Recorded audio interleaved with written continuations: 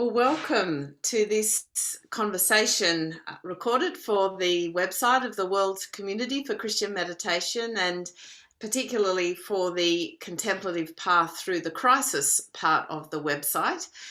My name's Sarah Bachelard, and I'm here in Canberra in Australia, and I'm joined by Michael Wood, who is in Perth, so right on the other side of the country, and with a 3-hour time difference. So we've just been trying to coordinate ourselves with all of that. So Michael, welcome to the conversation.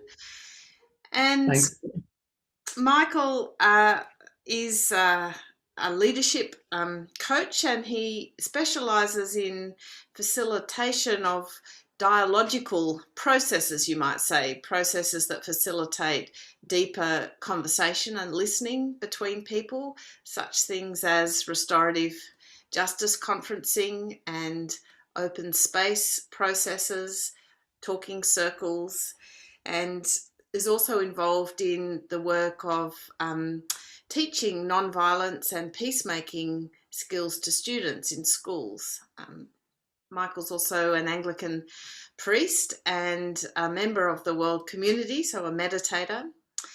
And we particularly wanted to, and the other thing is that Michael has founded an ecumenical contemplative worshipping service called Contemplatio, which happens weekly in Perth as well. And I've asked Michael to share this conversation because one of the dimensions of the current crisis that this contemplative path through crisis is exploring and wanting to lift up is this dimension of the increasing polarisation in societies, and kind of difficulty in talking across what often seem like deeply held ideological or political divisions, and the impact that that has on our societies as a whole, our capacity to work together for the common good, the threats to things like democratic processes, as well as just kind of the physical violence that can be part of that. And this is something that the contemplative path through crisis has been exploring a little bit, and with a particular view to what are some potential contemplative responses to this current experience that's happening in many of our cultures and the world. So, and I guess exploring what might be a contemplative contribution to the process of peacemaking and reconciliation. So, Michael, I wondered if we might start by me asking you how you got into this work yourself, and what is it that particularly is your passion for this area? Yeah, I think my interest in non-violence began as a theological student 25 years ago. And so studying the Bible, I was disturbed by the amount of violence, particularly in the Hebrew scriptures, Old Testament. And although it shows up in the Gospels and the New Testament as well, but particularly those really violent passages in parts of the Old Testament where God's ordering the slaughter of men, women, and children. And I thought, oh, okay, so what do we do with this? Is God really doing that? And at that stage, there didn't seem to be a lot of people writing about this dilemma. And in fact, not a lot of people even seemed to be greatly concerned about it that I spoke to. Kind of, there were the responses were trotted out along the lines of, well, it's all in God's good providence, and God knows what God's up to and stuff like that, which didn't really work for me. So that was one issue, and I was helped by a few different people, which I won't go into now, but we can talk about that later if we have time. But so that was the first issue. It got me thinking at a kind of a cognitive or intellectual theological level. Probably the next major move occurred just at a very practical level as a parish priest, where after 3 or 4 years of being a parish priest, I was in a low socioeconomic area, small community, financially struggling to pay the bills. and I was feeling pretty depressed about my leadership. I was exercising what might be called a heroic leadership model, which is very male. I think we can all fall into it, where you kind of heroically lead from the front and think that as the formal leader, you have to come up with all the good ideas and lead the troops across the battlefield. And it was actually getting me pretty depressed, and I'm not sure that was actually very good for the community either. And at that point, I was introduced to a guy in Perth who'd been an early adopter of a process called open space technology, which was actually originally devised by an Episcopal priest in the US by the name of Harrison Owen. And it was a way of bringing people together and liberating the gifts of the whole community through self-organising process. And it was really quite life-changing for me, because it gave me a different paradigm for thinking about leadership and a different practice of how to actually do it in, I thought, was a much more collaborative way, and therefore less violent, in the sense that it's less prone to me domineering or trying to impose my agenda onto the community. Mm. So that was another big piece. And then that led into doing work in talking circles, and then ultimately, more recently, just over the last couple of years, an interest in restorative justice practice, which I'm still a relative beginner in. We're exploring doing that in my chaplaincy work at the University of Western Australia. And then probably the third part of the picture was the Contemplative Path, where I was originally introduced to that through a spiritual director 25 years ago. Practiced it on and off, more off than on, until I met you actually at a clergy conference about 3 years ago, and that kind of, and it connected me to that, and I've been practicing a lot more, becoming more disciplined about that, and then started this little contemplative community, partly for my own benefit, so I can keep practicing, and partly to invite others to join me. There are kind of, I guess, three parts of the puzzle, which, when put together, created what we call a model, an epistemological model for our work in teaching peace and non-violence in schools, which is not me going into schools, but it's working with a network of people to develop curriculum resources, so working with people in education systems. So we have several education systems, Anglican and Catholic, in Australia now, in Western Australia, Victoria, New South Wales, Queensland, and also in New Zealand, Australasia, looking at how we introduce this material to students, and looking at it through three lenses: the lens of the head, so how we think theologically, non-violently; the heart, how we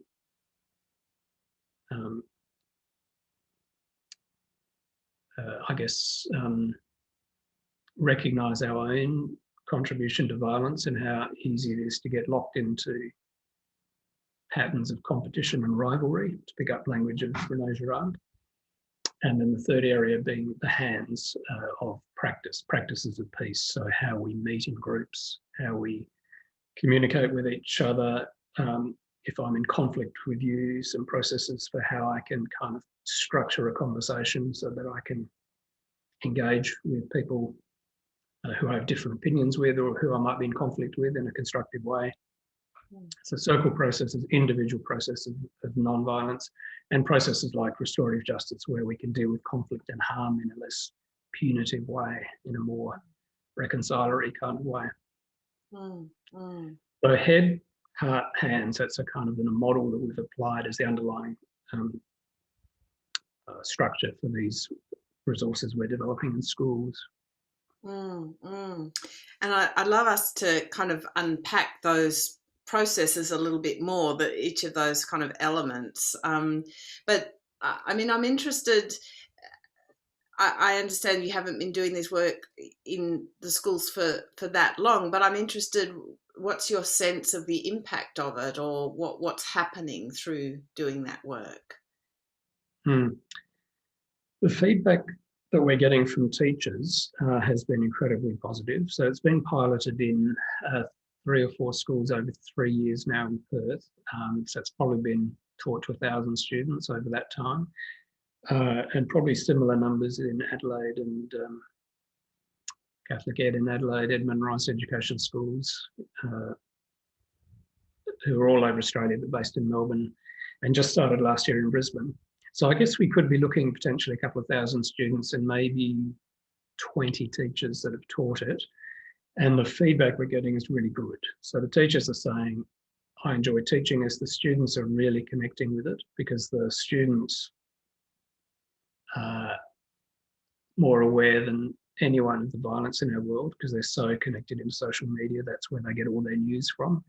So quite a lot of young people are feeling quite burdened by the amount of violence that's coming through their feeds, social media and so forth. So they're finding it so I think they're finding it, the feedback that they're giving to their teachers is that they are finding it encouraging, that there are ways of practicing peace and of being non-violent, and that there are people in the world that are doing this. So one of the parts of the course is we try to tell stories of where this is occurring around the world in local communities so that we give stories of hope and not just stories of depression. And students are saying they love that and they're really enjoying seeing the connections into the Christian story. So both teachers and students are saying, oh, okay, well, that's interesting, but this actually has roots in the Christian faith and why didn't anyone ever tell me that before? And some RE teachers that have been in the system for a long time teaching, saying, I was never taught this. I was never taught the connections between the gospel and peace, which is kind of extraordinary, really, when Pope Francis is saying that to be a Christian is to embrace Jesus' teaching about non-violence. He sees them as being completely connected. And he's not the first Pope to have done that, but he's certainly giving volume to that now. Yes, yeah. Yeah, it is ironic, isn't it? You know, the whole Christmas story is about, you know, the coming of the Prince of Peace, and yet somehow we've, you know, we haven't known how to engage that. And I guess one of the things that I feel like has been part of my experience of that is I have engaged it at least at the level of a value, or that this is important, or this is a good way to be, or this is our hope for the world, that there be peace on earth. But I haven't actually been taught. I haven't been given skillful means, to use the Buddhist phrase about that. I haven't actually. So with the result that I can end up feeling actually kind of more inadequate, because here's a value I hold, but I don't feel like I'm very good at enacting it or enabling it or making it possible. So can you speak a little bit to that dimension, and maybe in terms of the model that you put, that's kind of getting us straight to the hands part of it, but perhaps that's a place we could start. The 5 steps of individual nonviolent communication that you're referring to. Yes. Sure. So the first, and I also want to pay acknowledgement to the sources here. So I've picked this up through my colleague and friend Brendan McCaig, who's been working in this field for a long time as a member of Pace Bene, as I am, Franciscan Nonviolence Service. So this is work that we've picked up through Pace Bene. So that's the source. It can be looked up there. The first thing to say about nonviolence, I think, is that it's not the absence of conflict. So we think that peacemaking is about sitting in a circle and everyone hugging each other and singing songs with guitars, you know, kumbaya or something. Sorry?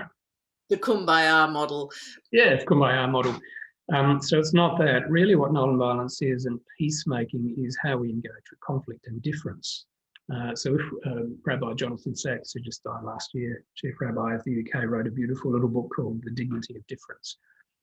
So if we have a world of difference and we acknowledge that difference is beautiful and part of the human condition, then we will be in conflict with each other because we will have different ways of looking at the world, which will sometimes bang up against each other. And we catch ourselves being very surprised by that somebody actually doesn't think the way I do.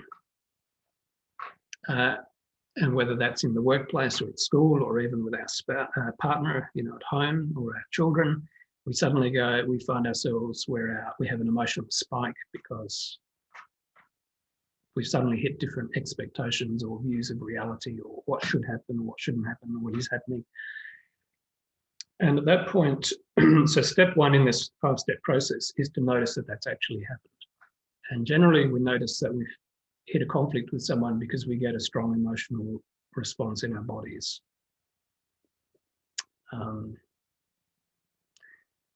So the first thing we do is try to teaching ourselves first, where does that show up for me?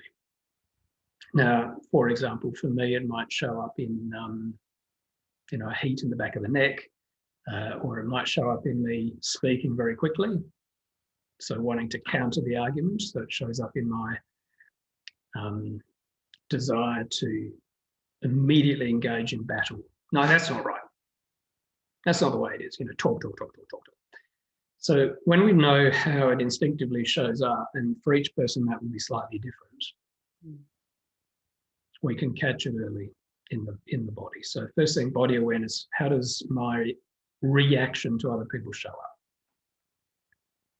Step two is to then have a process for centering ourselves and for disengaging from that immediate, what we might call fight, flight, freeze response. I think traditionally it's been called the reptilian brain response. I heard an interview the other day from a neuroscientist saying that this is now all going out the window, which is interesting. I've got to explore that some more in the latest theories. I think for most people, we probably still have a sense in which we do have a tendency to either flight or fight, has a certain face validity to it. So having noticed what's going on, what's the mechanism I use to center myself and get out of that immediate reptilian brain response? Now, we might remember, don't know if it still happens, but you and I are probably a generation where we remember our mothers or fathers saying to us, Michael, just stop and count to 7. Well, it turns out that's actually pretty good advice, because counting to 7 slowly is enough to steady some of the biochemicals in the body which are causing the immediate fight response. So it might be taking a few deep breaths. It might be making a little commitment to ourselves that I'm going to engage with this person respectfully, even though I'm really struggling to do that. That's my commitment to myself. And that can all happen. It doesn't take long to do that, maybe 5 or 6 seconds, 10 seconds. On a good day, Sarah, because you and I know that we are 100% going to fail at this. Yeah. As soon as we make a commitment to doing it, we're going to fail. That's okay, because every time we practice it, we just get a little bit better at it. Yeah. Step 3, so notice the response, settle ourselves, stabilize ourselves, take some breaths, make a commitment to engage with dignity with ourselves and the other person. Step 3 and step 4 are interchangeable. So one step is to speak our own truth. Step 4, to listen to the truth of the other person, or vice versa. So depending on the context, I may need to say to you, I might start with hear the truth of the other. So I may say to you, can you tell me some more about that?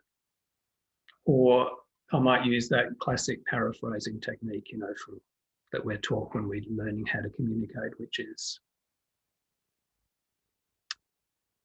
so it sounds like you're feeling pretty cheesed off about what I've done. Is that right? Whatever it is, some kind of empathic connection or curiosity or some way of kind of sending a message to the other person, you actually heard what they're saying. This does not mean that you are agreeing with them. And this is the big thing in communications and why this is so hard, because we often have been trained to think that if I start to listen to you or give an empathic response of some kind, somehow I'm agreeing with you, your position. And we're terrified of that because we don't want to give up our own position.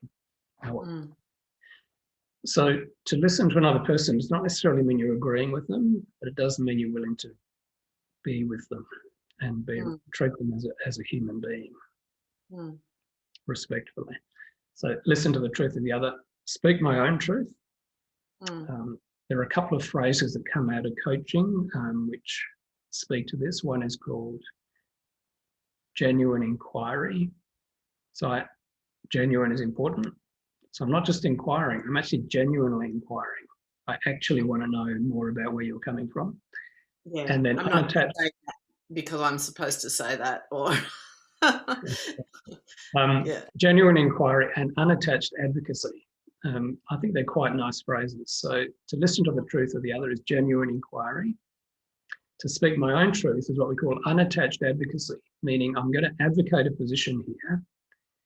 The unattached bit means I'm not going to advocate my position so strongly that I'm kind of smacking you over the head with it. In other words, I'm not going to be screaming and yelling at my truth at you, but I'm going to be speaking my truth calmly in a way that I hope you'll be able to hear what I'm saying. Now, we might need to move backwards and forwards between those steps for a little while, but at some point, hopefully we hit a sweet spot where I think I've heard you and you know that I've heard you, and vice versa. I think I've spoken my truth and I think you've heard me. And then the fifth step is what we call seeking a larger truth, meaning is there something emerging out of this dialogue, this dialogic process, which is bigger than both of us, which might be that we get some insight where, okay, so this is what you want, or this is the way you see things. This is what I want and the way I see things. I wonder if we could do this. And it might be quite surprising. It might be a third way or a third possibility that neither of us have thought about before. And this is what we call the magic moment of dialogue, of genuine dialogue, is that these little third ways or alternatives sometimes drop out and we find a way forward, navigating between our differences in a way which works for both of us. I guess in traditional language, you talk about the win-win solution, but there's a difference between a win-win solution, which has been hammered out through a kind of a combative mediation. Like we can kind of live with it. None of us are really happy, right? But I'll give up something and you'll give up something, and that's what often happens in mediations.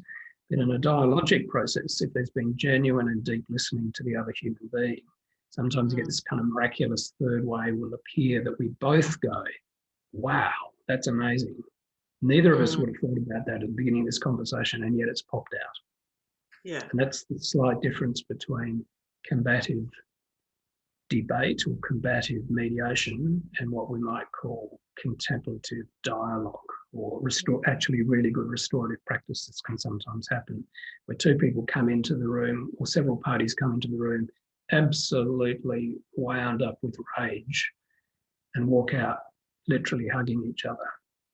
Now, it doesn't always happen, but it sometimes does happen. It's quite extraordinary. Yeah. And that's through the process of how we create conditions of deep listening. Yeah. Now, sometimes we won't always get to a lovely third way solution like that. Sometimes what we'll get to is, you know what, I don't think we can agree here. Yeah. And the third way might be to say, okay, we've heard each other, we've agreed to disagree, we actually have to go our separate ways. Yeah. Or maybe we actually need to get in a third party to help us with this. Yeah. Or maybe we do have to go to arbitration. Or maybe we do have to go to court because the dialogue has not enabled us to reach a solution. We both agree, yeah, look, we're probably going to have to go before a judge on this one. Yeah. Yeah. And that is the third way, but we do that with a different kind of energy than when we first came into the conversation, potentially. Yeah. Yeah. Does that? I think that's really helpful because it gives you some actual steps to notice in yourself, but also potentially to move move through a process to work with, which, like you said, is not a guarantee of all living happily ever after, but does the process itself entered into genuinely shifts energy anyway, whatever the outcome of it is. I like that expression, shifting energy. You're right. I think it provides a map. And 5 steps, relatively easy to remember. When we practice it, they come back to us fairly quickly. And in fact, another author I'd prefer to on this, I think it's kind of everyone who's interested in this on the essential reading list, is a book by Adam Kahane called Power and Love. It's based on a Martin Luther King quote. And he talks about this movement between advocacy and letting go, release, listening, moving backwards and forwards. He said it's like walking. So if we're advocating our position so much, we suddenly say, wow, I've been talking for 5 minutes and the other person hasn't had a chance to get a word in. This might be happening right now. I need to stop and listen. Or if I've been listening for a while and I think, you know what, this person is just ranting at me and I haven't had an opportunity to really get across what it's really important for me to say, I might need to step forward with more assertiveness. And he said, we're never completely balanced. We're often moving backwards and forwards between these 2 poles of power, which is assertion, and loving kind of receiving of the other person. Backwards and forwards. It's like a little dance, goes backwards and forwards in a dialogue. Yeah, yeah.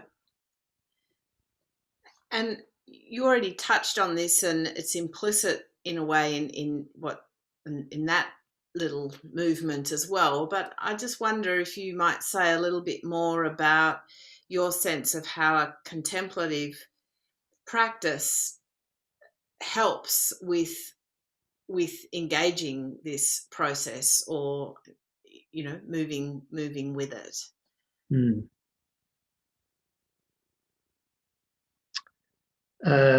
3 things come to mind. A couple from my own experience would be I think those of us who practice meditation, this better than anyone, is we become aware of our incessant thought processes that are popping up, which are usually the desire to, be impressive, to fix somebody else, to change the world, to make a difference. It's all about kind of ego assertion. And those kind of things can really scuttle dialogue. So the fact that we notice our own reactive and incessant thought patterns, which will be operative in any dialogue, if we can notice them in meditation, we're more likely to notice them in the heat of the moment in a conversation. I might be engaged in a very robust conversation with someone, and then I go, oh, okay. Suddenly we get that moment where we're able to observe ourselves, step out of and observe back, that old mindfulness thing, and go, Michael, you're right now, you are becoming a complete control freak. Okay. So meditation, I think, helps us in that moment of recognition, because we're used to an observation of ourselves. That'll be one thing. I think the second thing is just teaching ourselves to breathe, because it's a very helpful thing in conflictual dialogue, is to be able to stabilize the body through breath. And a lot of people that meditate find that they meditate through their breath, even if it's aligning, like in the World Community of Christian Meditation, aligning the prayer word with the body's breath. So training the body to be aware of its own breathing.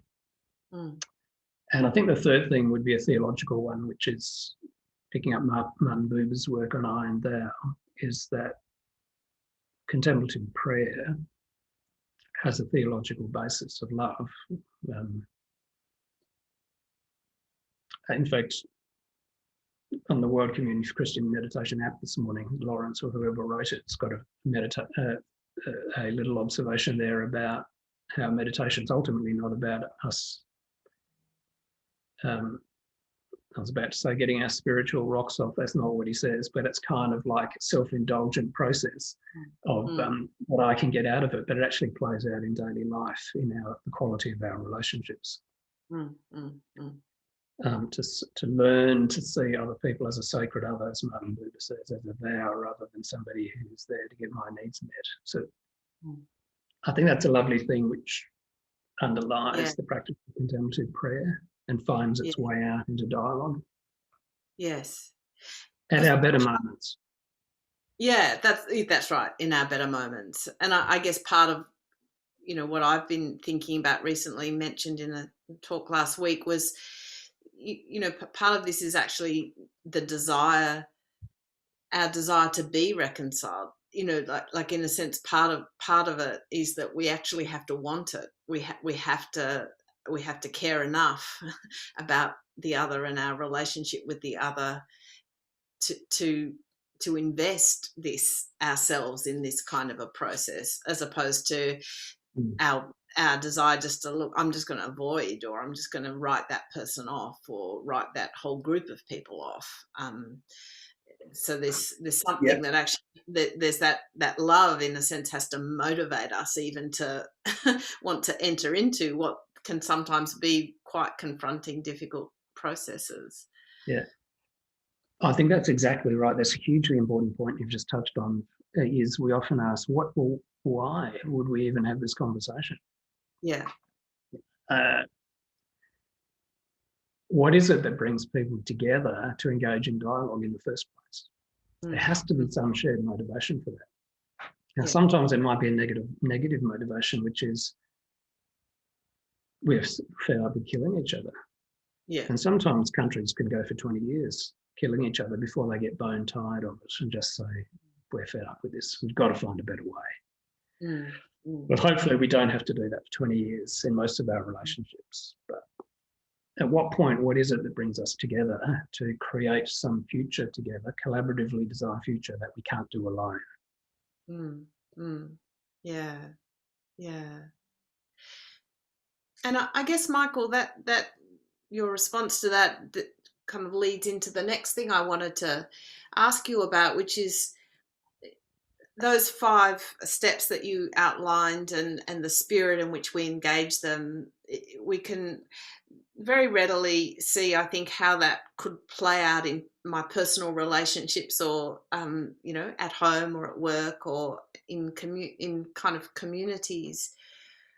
But there is this bigger dimension that we've mentioned about the kind of polarisation of whole societies, and seemingly quite large entrenched groups within societies. Like, for example, here in Australia, things like the climate wars, which seem, in a sense, so entrenched, people so attached. Certainly it's attached advocacy, not non-attached advocacy, for a way of seeing that question. Or we've just kind of lived through another January 26th with some of the same dynamics going on between those who want a much fuller acknowledgement of the deep meaning of this date for Aboriginal Australians, and others who think, well, we should all just get over that and move on. So I'm interested in your thoughts about these kinds of processes at the level of whole societies or cultures. And again, I guess we've got fresh in our memories the invasion of the Capitol building and the polarization in a society like the US. Where do we begin in these kinds of situations? Well, that's a huge question. And working at a societal level is not something I'm an expert in. So I'm only speculating some thoughts here. And I think, well, you frame the question as, where do we start? So the question would be, I think the emphasis there is on we. So who is the we that's wanting to make a difference? And sometimes it starts at quite small levels. So we, a group of people, excuse me,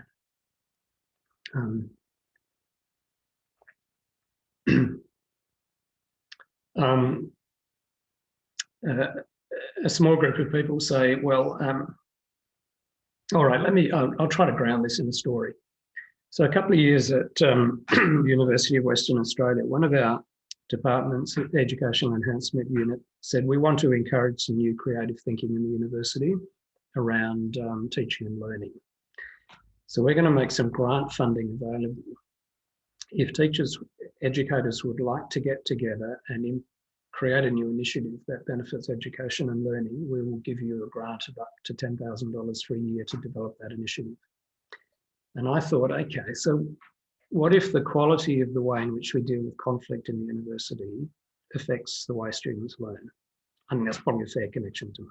You know, if students are bringing in conflict and unresolved harm into the classrooms, it's going to affect their learning. If they're in conflict with their teachers, it's going to affect learning. If they're in conflict with each other, all kinds of reasons that that's a good idea. So, and I wanted to do something with restorative justice. So that was I, right? That was me. So what would be the we? So sensibly, they'd said if you can get a group of 20 together, we'll potentially give you some money. So already they're thinking having a coalition of the willing, it's a lovely phrase, going to redeem from George Bush, a coalition of the willing to do something together collaboratively is a great start. So I just started putting the word out amongst all my email networks and said, look, I'm thinking about applying for some grant funding to do something with restorative practices. Would you be interested? Bang, within 3 days, had 20 people signed up, academics, administrators saying, yeah, great, we should do this together. So we got some grant funding.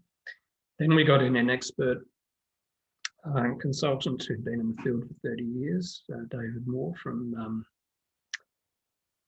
Victoria, and he helped us to do some awareness raising around the campus. So we said, how do we take the circle out to the next level?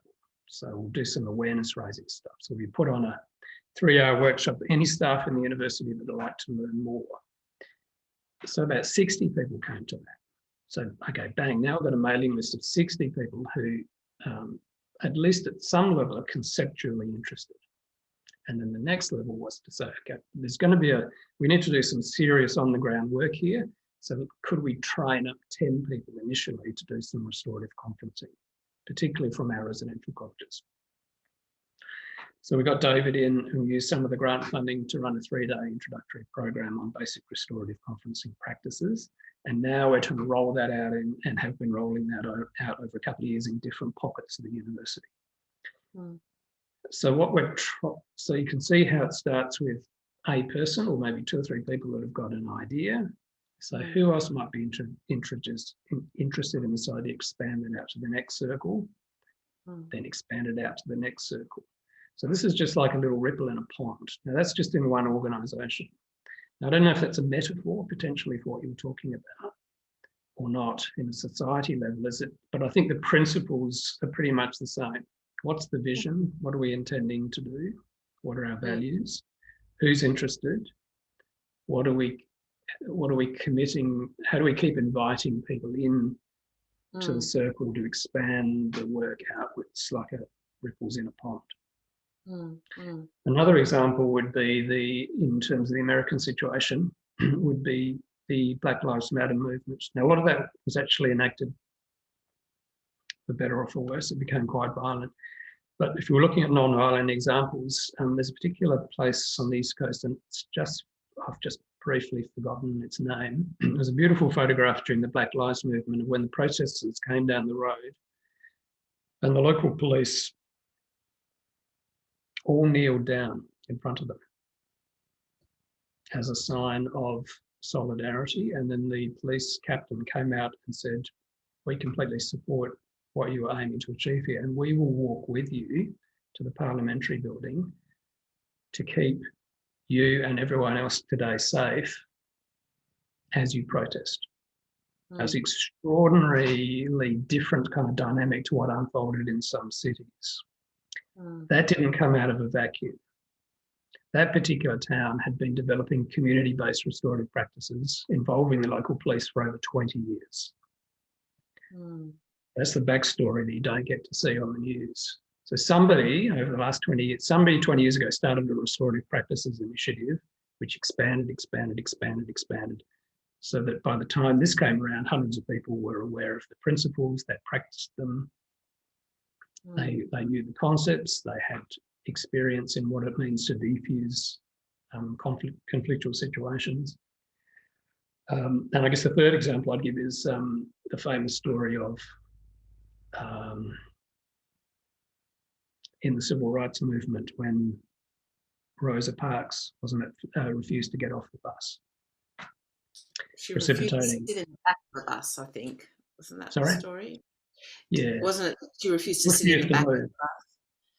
Yeah. So that didn't come out of a vacuum either. So she had been part of what's called the rocking chair circle, where her and other civil rights activists for 2 or 3 or 4 years before that had been regularly meeting, talking, strategizing, thinking about what it meant to enact a nonviolent change in a community. And that became the precipitating moment for something. But if you come out of a group of people sitting down and saying, what are we trying to achieve here? What do we value? What are our commitments to nonviolence? So we can only invite, and this is the difference between, I think, nonviolent transformational practice and violent, some forms of violent conflict where people think if you yell and scream and enough, people are going to hear you. But really, from a Girardian perspective, it just escalates conflict. Everybody is now just yelling and screaming at each other, which is effectively what happened on Capitol Hill. Everybody's terrified. Everybody's agitated. Whether it leads to effective change, I don't know. Is this responding to the question you're asking? Yeah, and I've heard you use before, Michael, the phrase that creating cultures of peace. So, and it seems it sort of speaks to that, doesn't it? That again, this isn't just the one-off heroic action that changes everything. I mean, at any given moment, there might be something quite heroic that happens, but it actually comes out of a deeper commitment and an expanding of the circle of commitment, such that it's actually rooted somewhere, and it's rooted in this kind of deeper change of heart and perspective in a quite broad way. And it may be a particular action by a particular person like Rosa Parks that catalyzes something in that moment from which other things happen, or this police chief ordering his people to kneel down. But that's not a kind of, that's the tip of a much bigger iceberg that has been growing over time, is kind of what I'm hearing you say. Absolutely, nicely summarised. Yeah, I think that's right. Core, expanding the circle. And the other thing that occurred to me, another story is in relation to this, is developing cultures of peace in schools. So we realised very quickly that if we're going to teach peace and non-violence in a classroom, if the students go out and they get, for the minor misdemeanour, they get hammered by a teacher in an extremely heavy-handed kind of way, they're going to make the connection. They're going to go, ooh, okay, so we're talking about this in the classroom, but the way our school operates is this. Yes. So and this is why restorative practice we see as an essential part of developing cultures of peace in schools. And schools are, very many schools are recognising this now, is that we can develop peacemaking, dealing with conflict and harm in a very constructive rather than highly punitive, punishing kind of way. That's about developing cultures, and that takes time, and it takes effort, and it takes expenditure. It takes investment of funds as well as investment of time. So that's why schools sometimes don't do it, because it does require all of that. But again, okay, so if you're a teacher and you wanted to start this in a school, you would do the same thing. You would say, I've got a vision here that we could handle conflict differently. Who else is interested? Sit down, have a cup of tea. Let's talk about it. Oh, who else might be interested in this? Expand it out again. Okay, what can we do within our department? Might we develop a different culture in our department to start off with, rather than expecting we can change the whole school? And quite often it's kind of infiltrating from within. It's like, Yes. if you want to pick up a biblical metaphor, it's yeast in the dough. Yeah. And then it's kind Yeah. of like the virulent weed of the mustard seed. Yes. The kingdom of God is like a virulent weed, like smelly stuff in dough. Yes. Yes. Yeah. And so you change the system from within. Parker Palmer talks a lot about this as an educator. Yes. You change systems slowly. Transformational change happens in those small ways from within a system. Yes. Yes. And I guess, and I think we're coming to the end of our kind of time, but that sort of leads to that whole question. And again, I've heard you speak about this before, but this whole possibility that of churches as potential centres for peace, or Christian communities as places where this conversation can be begun and perhaps grow and enable people to not only, I mean, God knows the church itself needs such a transformation of culture, but people within churches are also part of other systems and cultures. I guess, Bonneveau is the Bonneveau Centre for Peace. And perhaps I just wonder if we might finish the conversation by you sharing something of your vision of how churches and church communities and contemplative communities like Bonneveau could themselves be centres for peace in this kind of a sense. Yeah, thanks for that reminder. I think it starts with these practices. Yeah, just how do we practice our way of engaging with each other in new and different ways? So sitting in circles, practicing the use of talking circles as a way of deep listening to each other. As you know, we've been developing some talking circle work in the Diocese of Brisbane, Anglican Diocese of Brisbane, for about over 10 years now, thanks to particularly the support of Peter Catt, who's the Dean of the Cathedral there, and then subsequently the Archbishop Aspinall was very supportive. So I started off as one talking circle workshop 10 years ago. 10 years later, we got to the situation where there was enough excitement growing around this that the whole of the first day of the Anglican Church Synod, the Diocese of South Queensland, was run in open space format. So 450 people sitting in a circle with no agenda, a blank agenda wall at the beginning of the day. 45 minutes later, we had 50 topics posted. People were breaking out into 30 different breakout spaces, self-organising about the conversations they wanted to have. So this is an example, again, start small, grow it out, affect the culture from within. So that's an example of how a church started to think, instead of having the agenda written in advance and pushed down from the top, what would it mean to listen to everyone from the bottom up? That's on a diocesan level. At the local level, is there any reason why, if there were a few people in the local Christian community interested in exploring this work, read a few books on circle work, do a bit of training if you could get access to it, just start doing something. What would it mean for us to practice the way we engage with each other differently, and then see where that leads. So take the first step. In the Diocese of Perth now, we're looking at, we're rewriting our clergy discipline statutes, and for the first time, I'm hoping that we're going to get it's looking like we are going to get the words restorative justice and alternative dispute resolution practices built into the statutes as the default first port of call for dealing with any kind of conflict. Rather than people running off to a complaints unit or having to go into traumatic investigation processes, it'll actually be built into the statute that, have you tried to resolve this through a restorative or alternative dispute resolution process first?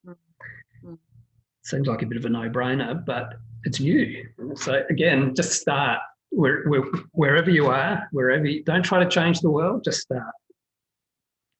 in the And local it yeah, and it seems as though if people experience something like that in their local church context, or in the context of a contemplative community, what it's like to be part of those circles, or and see the power of that, then again there's a kind of inspiration or model to, well, what could something like this be possible in my workplace, or in this other community group that I'm a part of, or whatever. And again, it just starts to model the possibility of different ways of being, which must enter into the broader culture.